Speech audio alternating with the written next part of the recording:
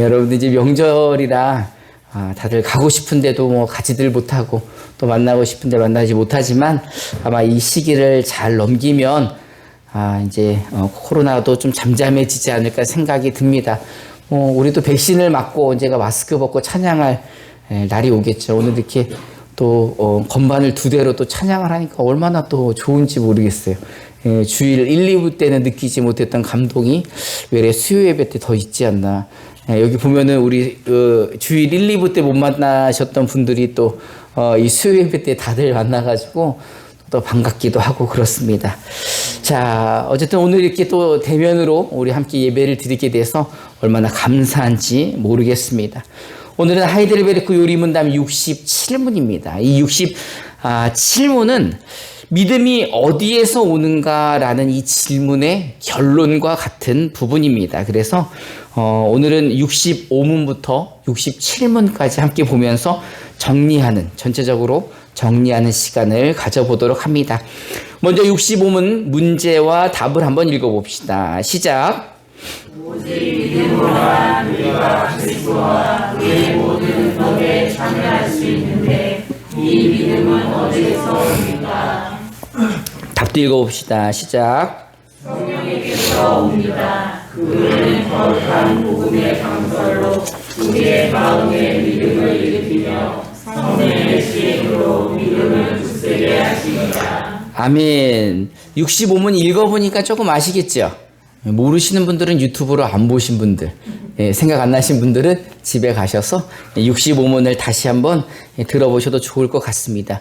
우리의 믿음은 어디에서 오는가? 우리가 맨날 뭐 믿음으로 살 거, 뭐 믿음만이 이렇게 이야기하는데 그 믿음이 어디서부터 오는가? 먼저 정답을 이야기하자면 정답은 어디서부터 오는 거예요? 성령으로부터 오는 겁니다. 결론적으로 우리의 믿음은 성령님이 우리에게 주시는 것입니다. 에베소서 2장 8절부터 9절을 우리말 성경으로 한번 읽어봅시다. 시작. 여러분은 믿음으로 인해 은혜로 구원받았습니다. 이것은 여러분에게서 나온 것이 아니요 하나님의 선물입니다. 행위에서 난 것이 아니니 아무도 자랑하지 못하게 하려는 것입니다. 아멘. 이 믿음은 바로 성령 하나님께서 우리에게 주셨는데 왜 이 믿음을 우리에게 하나님이 직접 주셨느냐? 믿음 가지고 뭐 하지 못하도록? 자랑하지 못하도록. 내가 이번에 큰 믿음을 얻었는데 적금 깨가지고 1억 원 교회에 헌금하고 큰 믿음 얻었습니다. 아니 뭐 그런 소리를 하세요. 전 3억 주고 받았습니다. 저는 40일을 금식해가지고 믿음 받았습니다. 이렇게 자랑하지 못하도록. 믿음은 하나님이 주셨기에 아무도 자랑할 수가 없어요. 우리는 사실 그 믿음을 받을 수조차 없는 사람들이지만 하나님이 은혜를 베풀어 주셔서 우리에게 선물로 주셨기 때문입니다.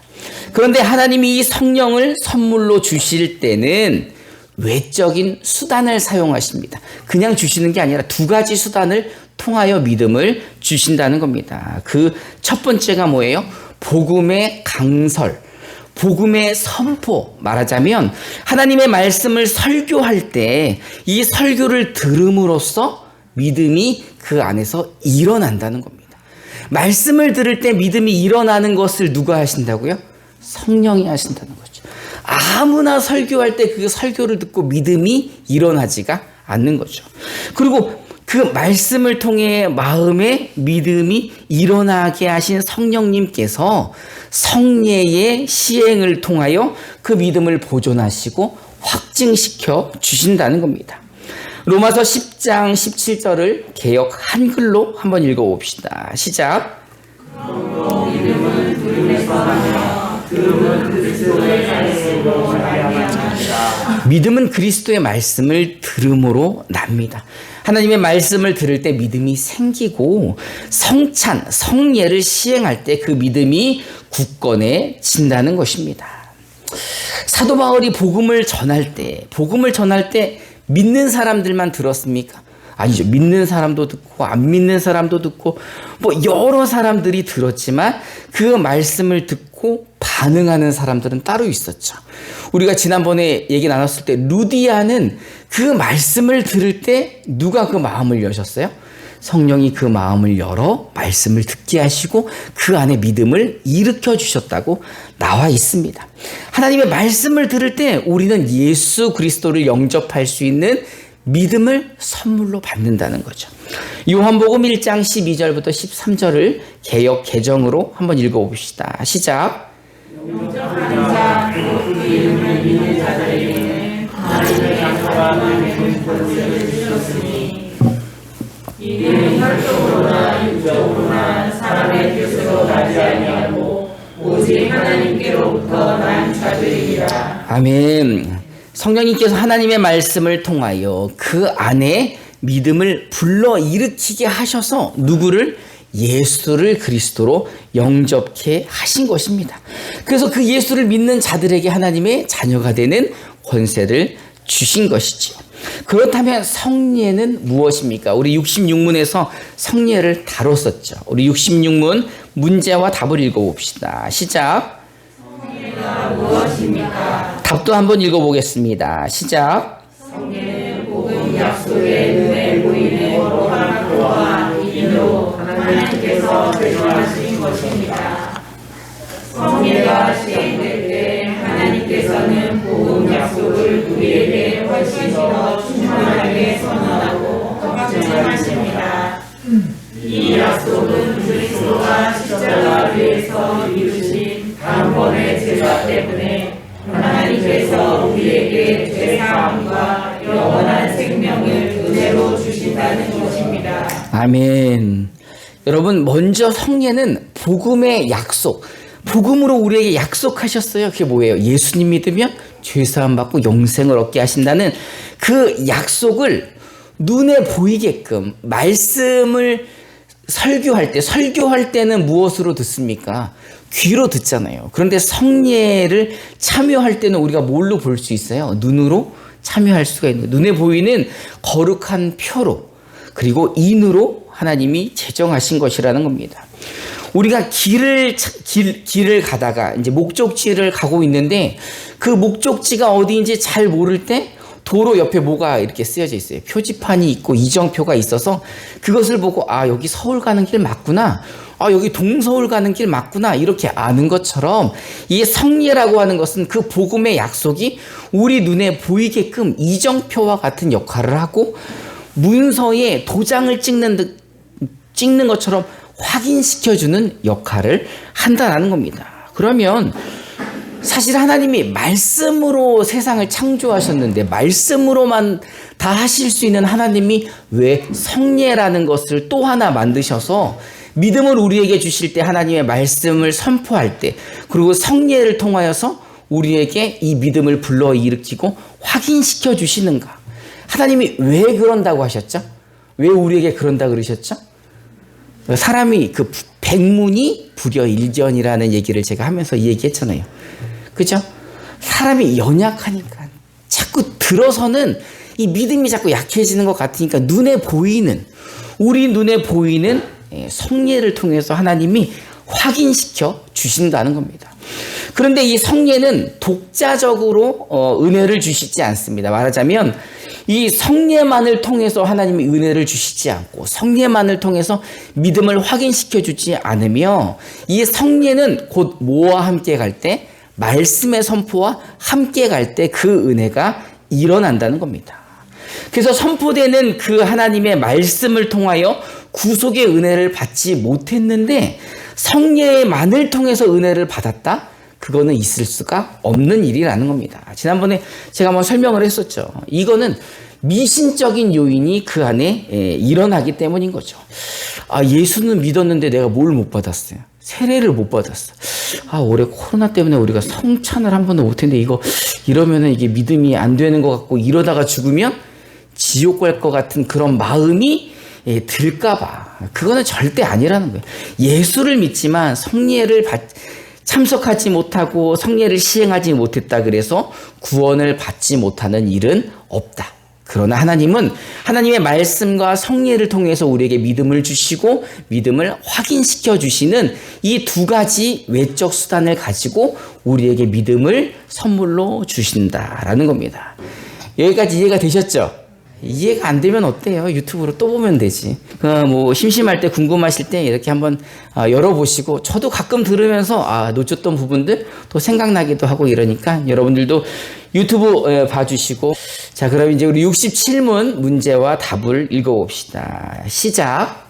그러나 말씀과 성령의 이 둘은 우리의 믿음을 우리의 구원의 유일한 증거가 되는 것, 곧 예수 그리스도의 십자가의 제사로 향하도록 하기 위한 것입니다. 답도 한번 읽어보겠습니다. 시작. 참으로 그렇습니다. 우리의 모든 구원이 그리스도가 우리를 위해 십자가에서 이루신 단번의 제사에 있다는 것을 성령께서는 복음으로 가르치고 성례로 확증하십니다. 아멘. 복음은 그리스도 예수로 인한 구원이 십자가에서 이루신 단번의 제사로 되었다는 것을 가르쳐 준다는 겁니다. 여러분, 복음이 뭔지 잘 아시잖아요. 여러분, 복음이 뭡니까? 예수님이 메시아로 이 땅에 오셔서, 예수님이 그리스도로 이 땅에 오셔서 나를 대신하여 십자가에 못 박혀 돌아가시고, 그 대신 죽으심으로 말미암아 내가 죄사함 받고 구원을 받았다라는 게 바로 복음이죠. 이런 그 믿음의 요점, 이 믿음의 요점을 말씀으로 들어서 가르쳐 주시고 성례를 통하여 확인시켜 주신다는 겁니다. 구약의 성경이 모두 몇 권이죠? 오랜만에 하니까 잘 모르겠네. 몇 권이에요? 39권이나 돼요. 뭐 역사서도 있고 시가서도 있고 또 선지서도 있고 많죠. 그럼 신약에는 몇 권이나 됩니까? 예, 뭐 복음서도 있고 서신서도 있고 상당히 많이 있습니다. 우리가 성경을 읽어보셨죠? 읽어봤는데도 쉬워요, 어려워요? 결코 쉽지 않습니다. 그래서 구약을 내가 전체 통독을 못했는데 이게 하나님의 말씀을 다 읽지도 못하고 천국 못 가는 거 아닌가? 라는 생각을 가질지 모르지만 그러지 않습니다. 하나님은요, 복음을 아주 쉽게 우리에게 알려주셨어요. 여러분, 구약의 39권의 성경은 무엇을 이야기합니까? 죄 때문에 죽을 수밖에 없는 인류가 누가 오시면 구원받는다는 거예요. 메시아가 오면 구원을 얻는다는 거죠. 그러니 구약의 성도들은 누구를 기다려요? 메시아를 기다리는 거예요. 메시아를 기다리는 그 이야기들이 39권에 쭉 나와 있는 거예요. 그래서 옛날에 율법이 무엇인가? 율법이 신명기 이런 데 보면 얼마나 많습니까? 그리고 메시아는 또 누구인가? 여러 가지로 39권에 나와 있죠. 그러면 그 메시아가 이 땅에 오셨죠. 그 오신 메시아의 이름이 뭐예요? 예수인 거죠. 여러분, 메시아는 어디 말이에요? 히브리어잖아요. 그러면 헬라어로 메시아가 뭐예요? 그리스도잖아요. 그러니까 그리스도가 이 땅에 오셨는데 그 그리스도의 이름을 보니까 누구라는 거예요? 예수라는 거죠. 예수가 바로 그리스도라는 것. 그리고 그 그리스도가 이 땅에서 어떻게 사역하셨으며 어떻게 돌아가셨고 부활하시고 다시 승천하시고 강림하셔서 제자들을 통하여서 어떻게 복음의 사역을 했는지 나타난 게 뭐예요? 신약 성경이죠. 그러니 구약과 신약은 통틀어서 누구를 가리키는 거예요? 예수님을 가리키는 거죠. 메시아를 가리키는 거예요. 그리스도를 가리키는 거예요. 그 그리스도가 누군가 봤더니 바로 요셉의 마리아의 그 가정에 태어난 동정녀의 몸에서 태어난 예수라는 겁니다. 그러니까 우리가 이 성경을 통해서 하나님이 이 복음을 아주 쉽게 가르쳐 주셨어요. 그래서 예수 믿으면 어디 간다는 거예요? 이게 복음인 거예요. 이 복음. 그러니까 옛날에 우리 원로 목사님이 요거를 4글자로 얘기하셨잖아요. 뭐라고요? 예수 천당. 예수 믿으면 천당. 아주 성경을 아주 간단하게 조금 더 길게 해보면 하나님의 아들 그 그리스도 예수가 이 땅에 오셨는데 그 예수를 믿으면 죄 용서함 받고 어디 간다고요? 천국 간다는 게 복음인 거예요. 이게 구약 전체와 신약 전체가 말하고 있는 스토리, 복음의 핵심인 것입니다. 근데 사실은 이거를 펼쳐놓고 보면은 양이 많을까요? 적을까요? 굉장히 많죠. 여러분, 신학 박사님들 만나보셨어요? 진짜 똑똑할 것 같죠? 자기가 공부한 것만 똑똑해. 마태복음 박사님은 마태복음만 똑똑해. 마태복음에서도 자기가 뭐 5장을 전공했으면 5장만 똑똑해. 뭐 로마서를 전공한 신학 박사님은 로마서만 박사님이신 거예요. 구약은 박사님이 아니신 거예요. 성경 전체의 박사님을 만나보기는 쉽지가 않은 거죠. 그런데 하물며 박사님도 아닌 우리들이 성경을 보면서 아, 이거 너무 많다. 아, 이거 너무 어렵다. 읽어도 모르겠다. 써도 모르겠다. 외워도 모르겠다. 아, 이거 너무너무 어렵다. 라고 해서 믿음이 약해지거나 좌절하거나 실망하거나 뭐 그럴 수 있을까요? 없을까요? 있겠죠. 그럴까봐 하나님께서 성경에 이 많은 교훈을 복음의 약속으로 아주 간략하게 알려주시는 거죠. 그거를 성령이 믿게 하시는 거죠. 그리고 그 믿음이 약해지거나 흔들릴까봐 성례를 통해서 확인시켜 주시고 눈으로 확증해 주시고 표로 주시고 인으로 우리에게 주시는 겁니다. 믿으십니까? 자, 한번 정리를 한번 해보면 성령은 우리에게 믿음을 주시는 분입니다. 믿음을 주실 때는 외적인 수단을 통해서 주신다 그랬죠. 외적인 수단이 몇 개라고요? 2개의 수단. 하나는 하나님의 말씀이 선포될 때, 이 설교를 통해서 들어서 그 믿음이 이 마음 가운데 일어나고 성례의 시행을 통하여 그 믿음이 굳게 된다는 겁니다. 그리고 이 믿음은 그리고 우리는 무엇으로 이 땅을 살아갑니까? 믿음으로 살아가는 거죠. 믿음으로 우리가 죄인이었던 우리가 죽을 수밖에 없던 우리가 믿음으로 살아나서 믿음을 가지고 이 땅에서 하나님의 자녀로 사는 거죠. 그러니 우리는 이 땅에서 무엇을 가지고 산다고요? 믿음을 가지고 산다고요. 누가 주시는 믿음을 가지고 성령이 주시는 그 믿음을 가지고 우리가 이 땅에 사는 겁니다. 로마서 1장 17절을 개역 개정으로 한번 읽어봅시다. 시작. 우리는 하나님의 은혜가 나타나서 이름으로 믿음에 이르하니 기독됨과 오직 이르는 이름으로 말미암아 살리사 구원하리라. 아멘. 오직 하나님의 자녀들, 예수 그리스도의 그 의를 덧입은 자들은 오직 뭘로 산다고요? 오직 믿음으로 사는 겁니다. 그리스도 예수를 믿는 사람들은 오직 믿음으로 사는 거예요. 그런데 우리의 삶이 어떻습니까? 녹록하지가 않죠. 우리가 먹고 사는 게 사실은 쉽지가 않죠. 그래서 믿음으로 산다고 하지만 가끔은 길을 잃어버리고 가끔은 방향을 잃어버려서 우리가 어디로 갈지 갈팡질팡할 때가 있죠. 그럴 때 사람들이 뭐라고 합니까? 아, 나 좀 믿음이 요즘 떨어진 것 같아. 나 요즘 믿음이 약해진 것 같아. 그리고 옆에 사람이 뭐라 그래요? 믿음 없는 소리 하고 앉아있네. 뭐 이런 소리를 하잖아요. 자꾸 이제 이런 소리들을 하는 거죠. 우리가 믿음이 흔들릴 때가 있다는 거죠. 이 땅을 살아가는 동안에. 그럴 때 우리는 뭘 가지고 살아야 되니까? 믿음을 가지고 살아야 되니까. 의인은 믿음으로 사는데 자꾸 믿음이 흔들리는 것 같고 믿음이 약해지는 것 같고 뭐 믿음이 없어지는 것 같을 때는 믿음을 붙잡아야 되는데 그 믿음의 핵심을 붙잡아야 되는데 믿음의 핵심이 뭘까요? 뭐 지명해서 불러볼까 한번? 누구한테 물어볼까? 그래서 이 하이델베르크 요리문답 65문부터 67문은 요거를 가르쳐 주는 거예요. 믿음이 흔들릴 때 믿음의 핵심을 붙잡아야 되는데 믿음의 핵심이 무엇인가? 그럼 다시 이제 정리를 해보면 믿음은 누가 준다고요? 성령이 주시는데 무엇으로 주신다고요? 말씀을 들을 때 믿음을 일으켜 주시고 성례를 시행할 때 믿음을 확인시켜 주신다는 거죠. 그러면 말씀으로 믿음을 일으켜 주시고 성례로 확증시켜 주시는 그 믿음의 근거는 무엇입니까?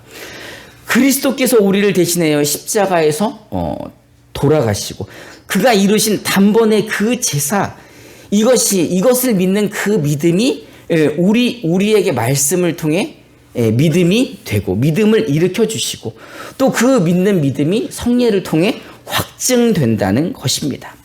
믿으십니까? 그러니까 결론적으로 믿음의 핵심은 그리스도의 십자가. 더 쉽게 믿음의 핵심은 예수 십자가. 그럼 뭐 예수 십자가도 어려울 경우에는 뭐만 생각하면 될까요? 우리의 종교의 이름이 뭐예요? 기독교가 원래 한자라 그랬잖아요. 그 어떤 것을 음역해가지고 한 게 기독교예요. 그리스도를 음역한 게 기독교잖아요. 그러니까 우리가 기독교를 믿는 사람들이니까 기독교를 믿는다는 거 누구를 믿는다는 거예요? 그리스도를 믿는다는 거죠. 그 그리스도의 이름이 누구라고요? 예수라는 거죠. 저 아무것도 몰라요. 저 아무것도 몰라도 누구만 알면 되는 거예요. 예수만. 우리 교회가 대한예수교 장로회. 그러니까 뭐 교회를 다니는 동 마는 동 믿음이 흔들리고 받을 때는 뭐 하이델인지 뭔지 모르겠지만 일단 아는 건 뭐야? 예수면 되는 거라. 예수면 된다.